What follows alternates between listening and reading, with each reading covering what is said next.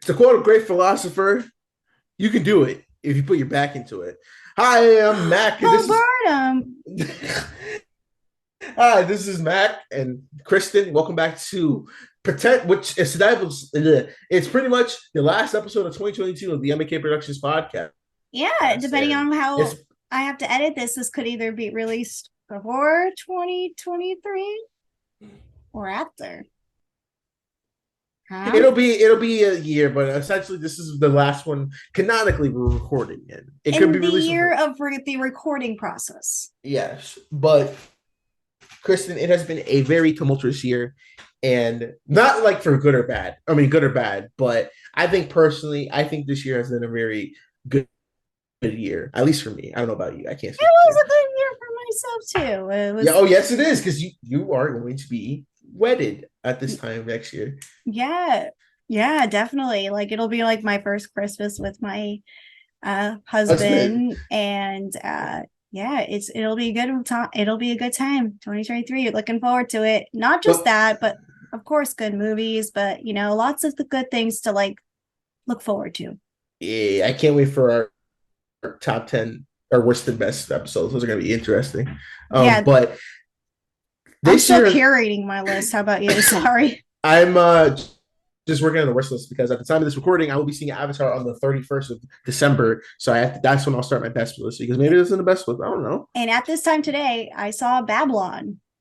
Did you like it? I really did enjoy it. I It was I I don't think it needed to be 3 hours. damn.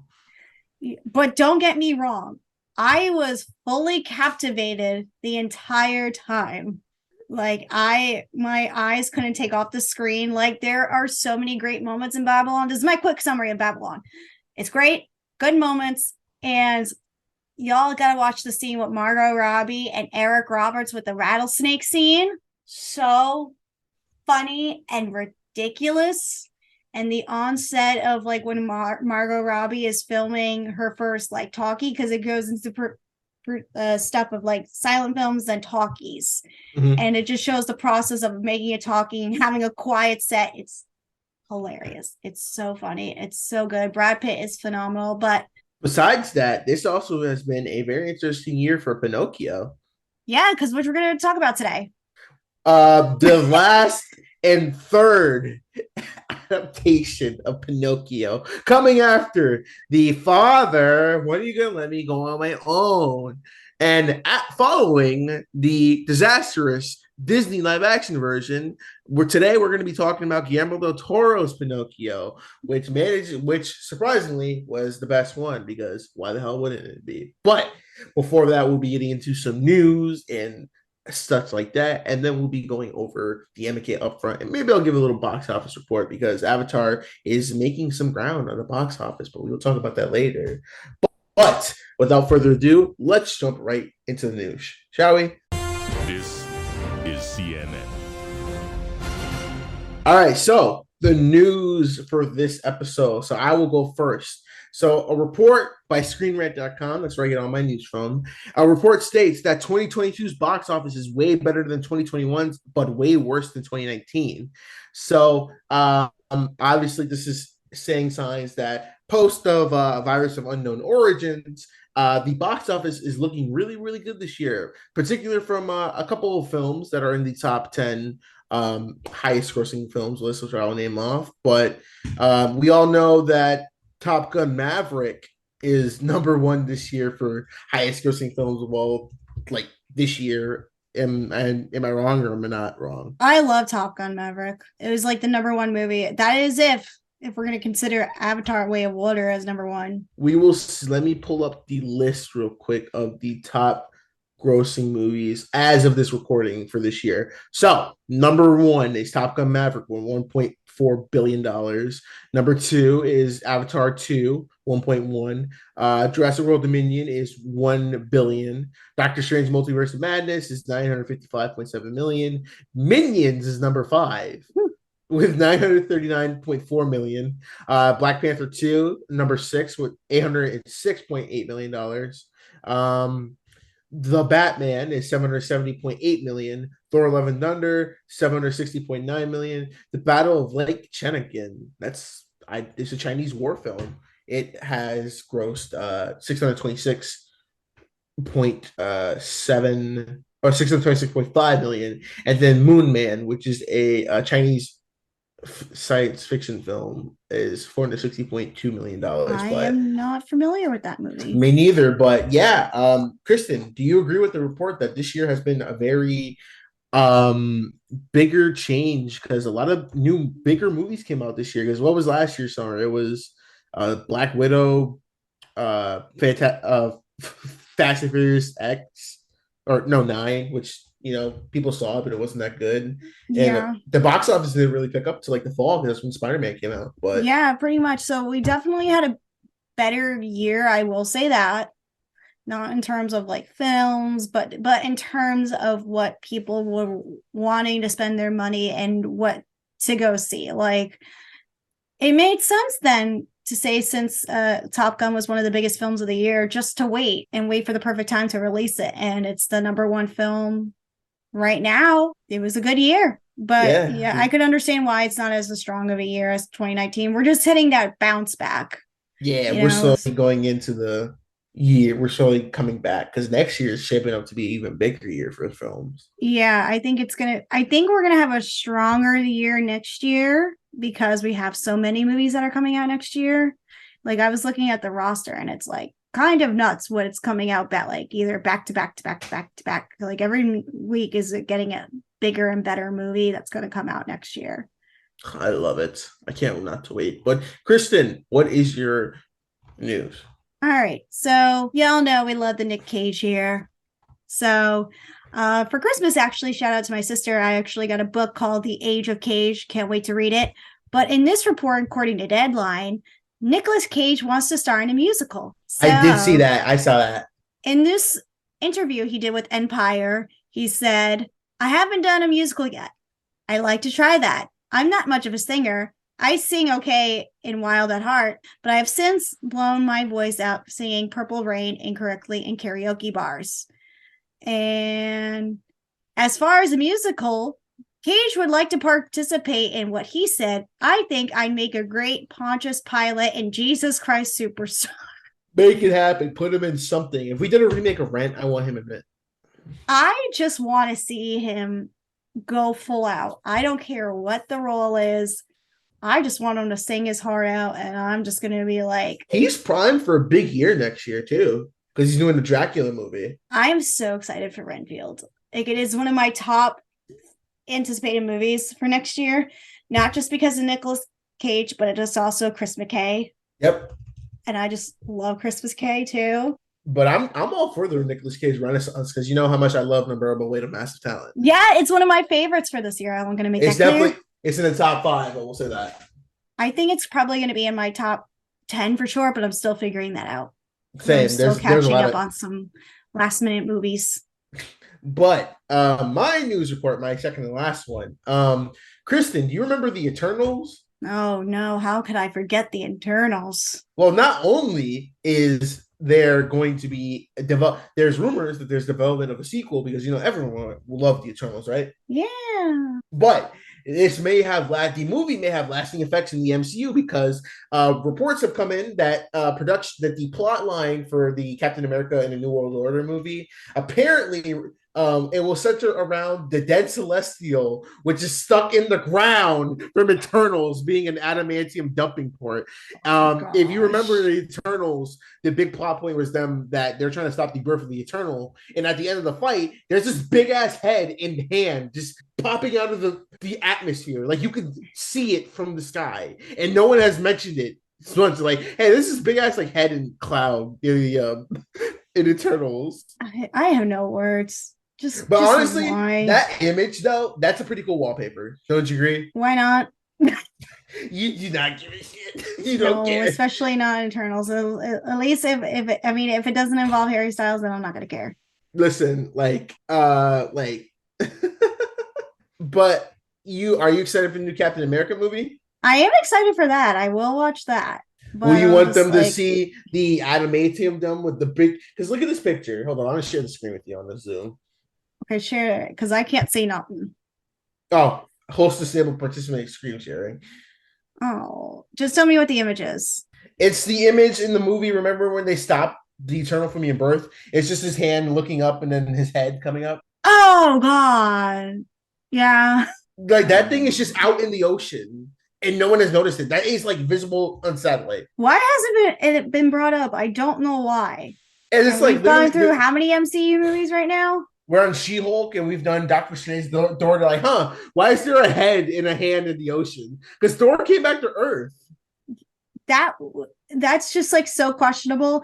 I feel like Thor would have just swooped down and just been like, "What the heck is this?" Or even Doctor Strange. Doctor Strange should have been like, man, this poor, like you seen the head or something? He could like have. that is clearly visible. He could have clearly like used some time magic and fixed it. It and is just would have been like, all right, problem solved. It is a cool shot though. That's probably like one of my favorite aspects of the movie. Because the cinematography. Chloe Zhao's only good part is that she knows how to hire good cinematographers. Not Well, that that's what happens when your film credit is like 3 movies and one of them was the Oscar winning, and you're only hired to be like, hey, we have an Oscar winning director as a Marvel movie. And there's nothing wrong with an Oscar nominated winning director directing a Marvel movie. I'm just like, well, not experienced. She wasn't ready to. She wasn't ready. That's a good point. So that's all the news I got. What you got? All right, last news, because I would just want to end this note on a funny note, because we all know the late night talk show host, James Corden. Love him or hate him. Hate him. I don't like him neither. He revealed that he auditioned to play in Lord of the Rings trilogy Samwise Gamgee. Ew. James Corden revealed that he auditioned to play Hobbit Samwise Gamgee in the Lord of the Ring film series from director Peter Jackson. And this is coming from Deadline. Unfortunately, the process didn't go particularly well for the Late Late Show host, as he notes in the episode of Josh Horowitz's Happy, Sad, Confused podcast published on Tuesday. Every single person in London auditioned for Lord of the Rings. Everybody, Corden said in the segment in which he did, which can be viewed right now. I auditioned for Samwise and I was doing it, Josh. That would have been awesome. I was doing the accent and everything. Corden said that 2 of his friends also went on to the audition and all 3 landing callbacks to take place the next day. And then we got called back the next day, Corden recalls, and then none of us got called back after that.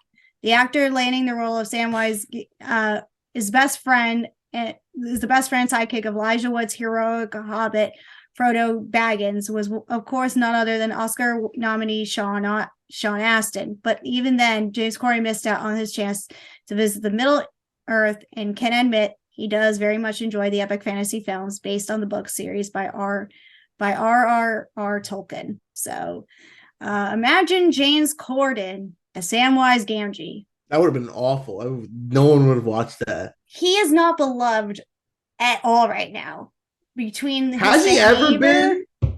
Was there a time that's a good question. I know people like they're like, oh, I like James Corden, but like, do you really? Because like I found him always annoying. I've never liked him. He's not funny because like he just plays the same person in anything. Because like, what was the first thing I watched him? I think the first thing I saw him in was the Emoji Movie because he was the hand emoji. And like, you are the most annoying character in the movie. Let's take a look at James Corden's filmography before we jump into the world of Pinocchio.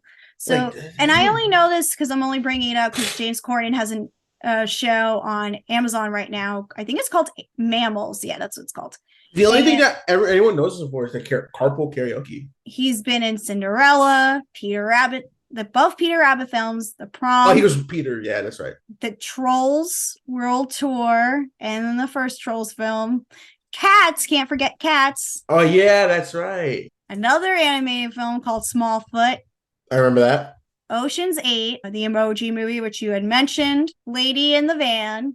Kill Your Friends, which I've seen. I remember him being in that. That's the Nicholas Hoult movie. And The Wrongs Man. That's a TV series. Into the Woods. Like, I got to know James Corden, not Into the Woods. Actually, Begin Again. I forgot he was in that, and I love Begin Again. Never heard of it. Begin Again is the Keira Knightley and Mark Ruffalo musical, and it's directed by John Carney. Really good film. Recommend it. Okay. Great music in it. And if you've seen Sing Street, I recommend it. That's why. So I did like Sing Street. It's the same director as Sing Street. I might have to check it out then. It's really good. The music in it is really good, but it's got Adam Levine in it. So the cheater. You look so fine. Whatever what he said, I forget. He sings sugar. He also did, baby, I'm praying on you tonight. Got you down, need your life. Just like animals like animals. Oh, and I forgot, he was nominated for a Golden Globe.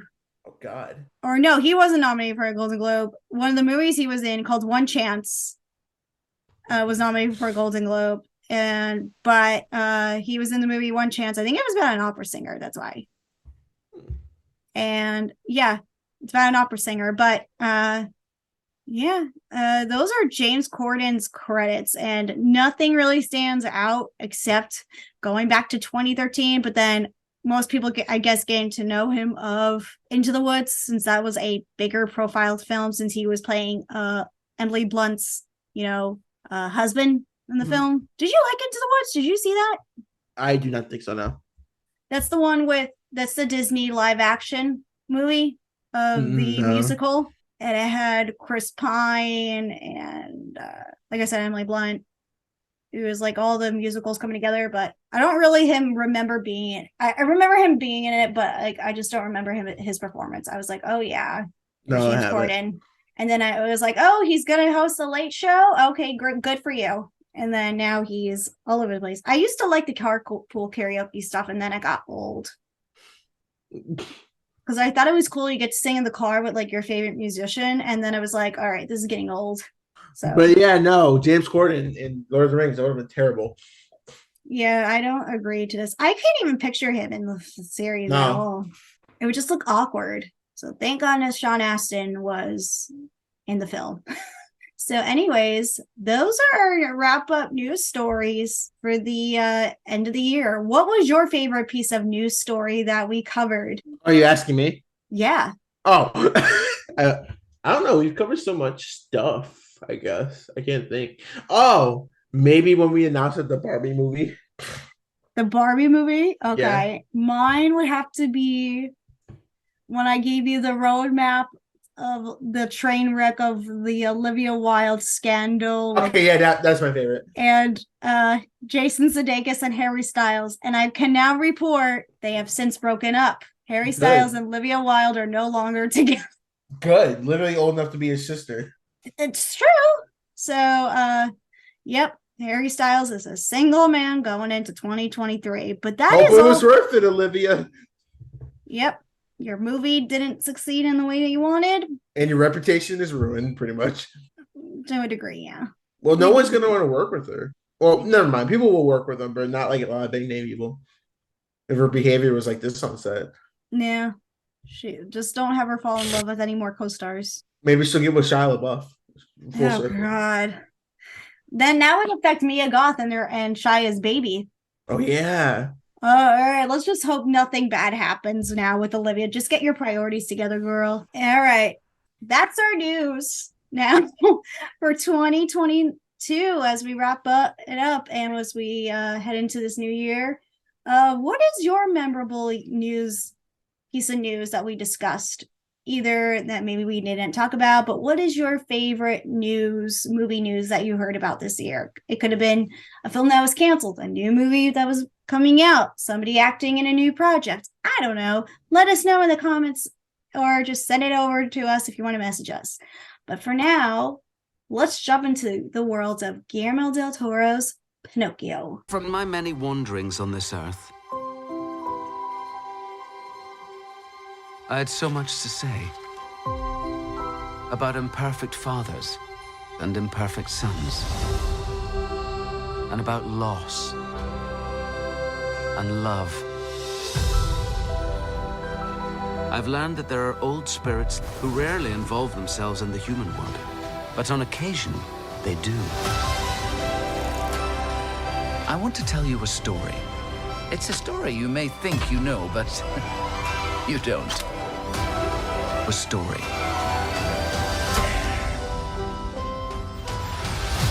of the wooden boy. Alrighty, guys, we are about to jump into the world of Guillermo del Toro's Pinocchio. This has been a 15-year-long film in the making. 15, Jesus. Yes, I almost said James Cameron. Oh my God. All right, so Guillermo del Toro had this be a passion project of his. This is something Guillermo del Toro loves to create. Fantasy stories. He loves getting into the world and taking people off to unique places. Yes, he is known for being the horror guy too, but he's also a great fantasy director.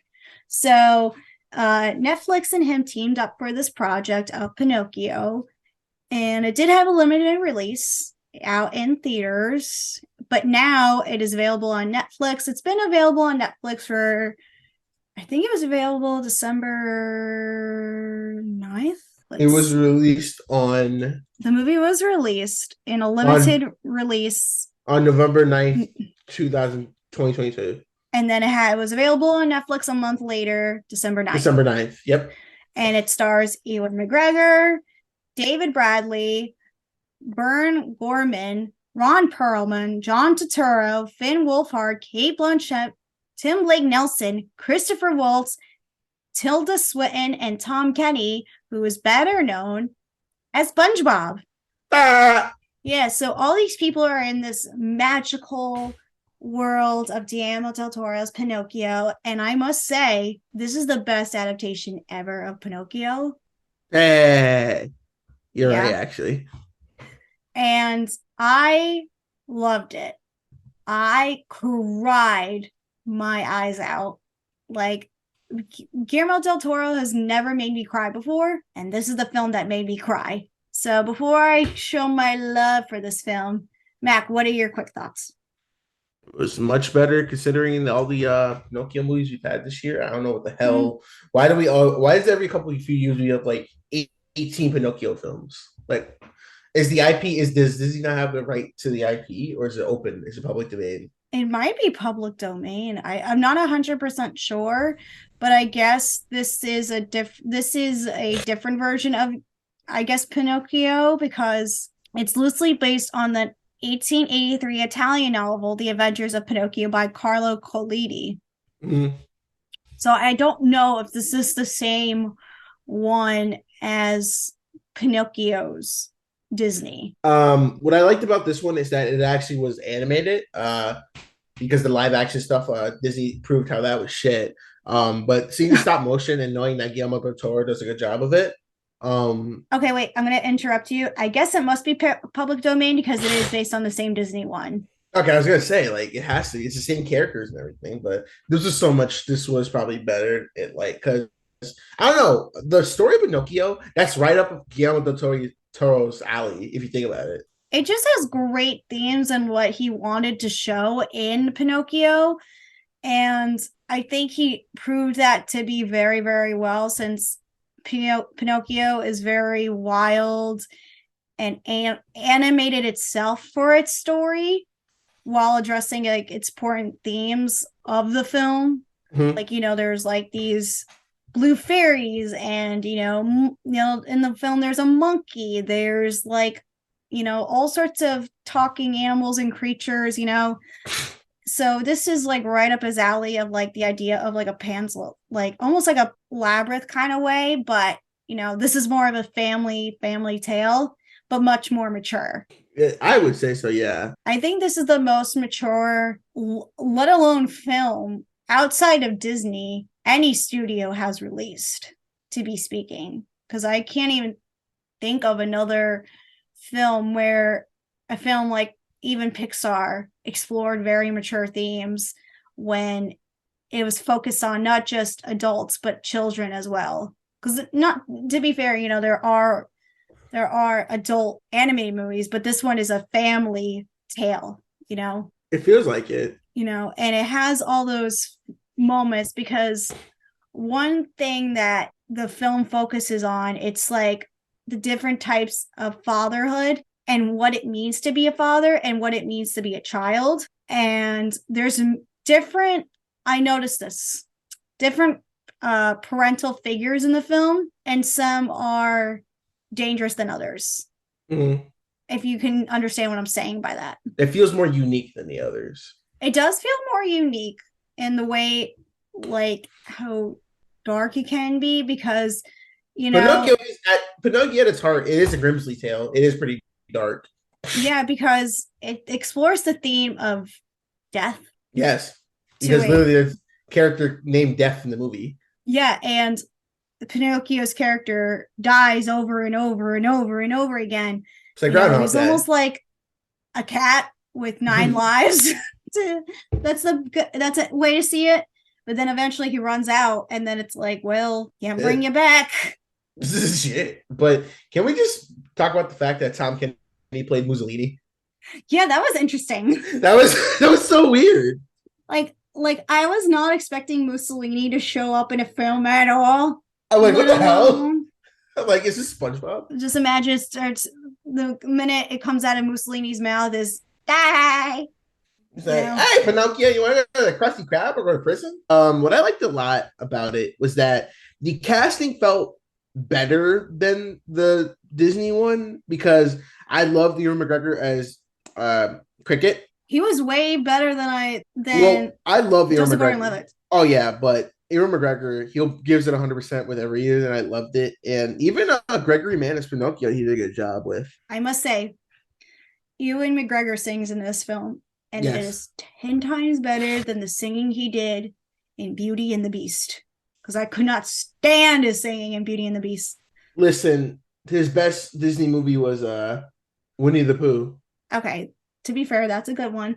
Yeah. But like, I loved Moulin Rouge when he was in that, and I thought, okay, when he was going to be in Beauty and the Beast, I'm like, oh, interesting. I can't wait to see him. And then he stunk as Lumiere. And then here, I was like, oh, he's singing again, and he sounds good here. He's not putting on a stinking accent to an absurd degree. And I liked him as the narrator for this film, and he plays a good conscience for Pinocchio. Like, I really liked him in that aspect. Same. It's just like I don't know. There's so much. Can we also bring up the fact that this is Guillermo del Toro's Pinocchio? Just to make sure. I think we've made that clear dozens of times. That's funny. And I like the fact that he really took his time with this story and wanted to tell it the best way possible, and got the best of the best to take on this project. And he's not only the director of it, but I want to acknowledge Mark Gustafsson, who's like co-directed it with him. So it's not just Guillermo del Toro's film. It's in his title of the film, you know. But I think this is one of his best works, to be speaking. Well, we both have different opinions. I like I said, Shape of Water, I still love it, but this is a close second for me.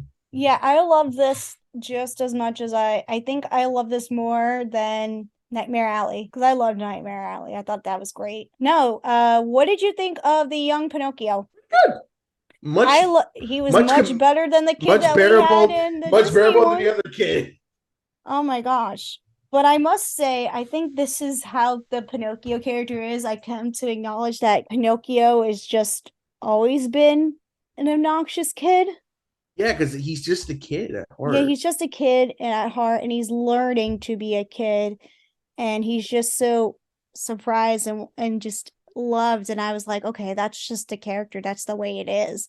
Because I remember I acknowledged that in the Pinocchio when we were discussing that in the Disney one, and I was like, maybe it's just that film's annoying, but in this film I understand it more why he's like that, you know. Christoph Waltz, he plays one of the antagonists, and anything there Christoph Waltz is an antagonist, I am sold. And I think it helps too, like I said before, that this is stop motion and not live action. I love stop motion a lot, and it's becoming more and more prominent, I think, since I feel like we got out of the phase of, like, you know, hand-drawn animation. We're in this I still love hand-drawn. No, I still love that, and I feel like hand drawn is not used as much as it is today anymore. This No. just feels like a true form piece of artwork where it's really beautiful and there's a lot of time and care into the piece and it looks beautiful because everything is so digitalized and we use computers to animate films. Nothing wrong with that, but we get something where it's so rare and you acknowledge the beauty in all of its details. Like that's the thing. It's like with live action, you really can't convey the emotion with your characters. You're like kind of like get what they're feeling. But with the animation, it's just more like it's better because you can have more expressions, you can do more what you want it with. It's just awesome.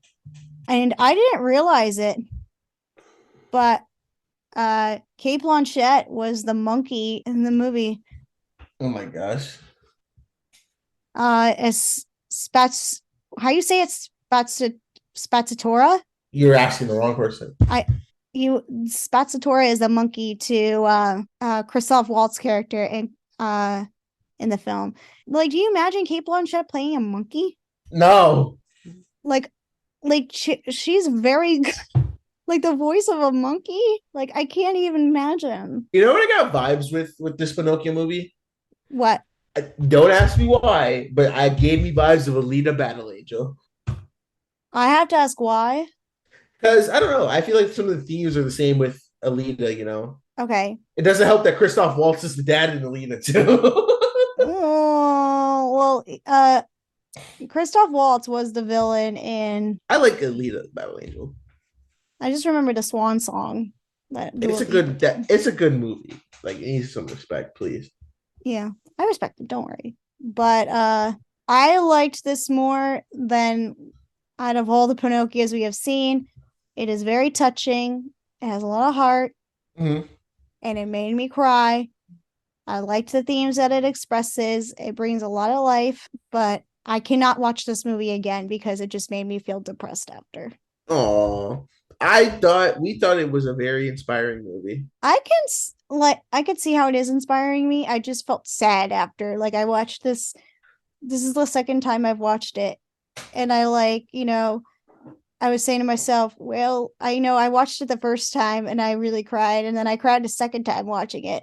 And I was like, well, I can't do this movie again because it just wore me out because I was just crying so much. Because that little boy just got to me, and just the themes of death. It's like, oh my gosh, like it gets very depressing. It kind of does. It does really make you think. And I'm just bit. like, it just makes me grateful for my parents and that, Aww. because I'm still at home still. I am too. Make it clear. And I just like seeing seeing my mom and dad every day. And then it's just like, oh, you love your parents, or you love appreciate when you watch Pinocchio, any interpretation, especially this one, appreciate your parents. Here, let's pull a J.K. Simmons, call your mother. Uh-huh. Remember that when he did that at the Oscars, call your mother? Yeah. Oh, so if you don't love your parents, call your mother. Call someone. Call someone. But Kristen, yeah. What would you say was the question is, does this film, because I say it does this surpass the 1940s original one as the best Pinocchio film? Ooh. Because I saw that floating around that says this is better than the original one. I can definitely say that. I still think When You Wish Upon a Star is just a classic in my heart. That song will always be treasured in my heart. And don't get me wrong, the music is great in this one too. I like the music. But it's not the kind of music I would listen to again, because only the Papa song was just made me sad. Oh. And I was just like, and also it's nominated for Golden Globe, but it's gonna win something. It'll probably win the best animated feature film, but not the song, because we are. Oh yeah. Right now, it's looking like Hold My Hand is looking like a top winner, I think. But so, what would your rating of this be out of 10? Because I'm gonna give it a 9 out of 10. I'm giving it. I feel like I should give it a perfect score because that's how good it was. And I really enjoy the fantasy aspect. I think this is one of Guillermo del Toro's best project. Like I said, I'm going to give it 10 out of 10. It might Where's be that on Hellboy 3, Guillermo? this actually might be on my top 10, top 20 Really? list. This Pinocchio was good and all, but did it have father? Or when can I live out on my own? When can we be on my own? I want to see the world. That Moan and Polly shore. Oh, Polly. Oh, Polly. All right, Mac. I think it is time. Our last box office report for the year. So shall we do it? Yes. All right, let's get into the box office. All right, so the box office reports, we are coming in with number 10 with Disney's The Strange World, which is on Disney Plus, by the way. Number 9 is The Menu. 8 is The Fableman. 7 is The Whale with Brendan Fraser, which I'm really looking forward to seeing. 6 is Black Panther Wakanda Forever. 5, Violent Night. And we have all new toppings in the box office. Number 4, Babylon. 3, Whitney Houston's I Want to Dance with Somebody. Number 2, Puss in Boots, The Last Wish. And of course, number 1, Avatar, The Way of Water, which, by the way, as of this recording, has crossed $1 billion at the worldwide box office in 2 weeks. That's quite impressive for 2 weeks. Yes. And it needs another $1 billion to break even. Could have a chance, but doesn't mean I'm still gonna see it. Nope. But who knows what will happen?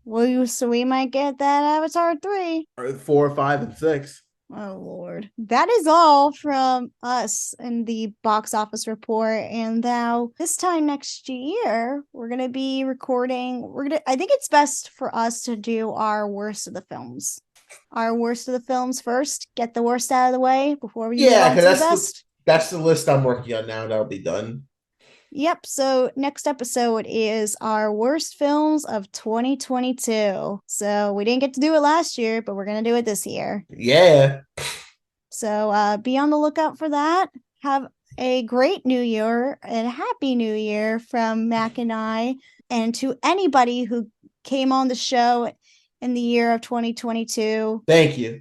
Thank you. You guys made it a wonderful year. We had wonderful guests. And if you are a listener or just a supporter of our show, thank you. Thank you for taking the time to listen just to Mac and I just chill and talk film. And thank you to anybody who also we got to record an interview with. You know, we had a lot of great interviews this past year.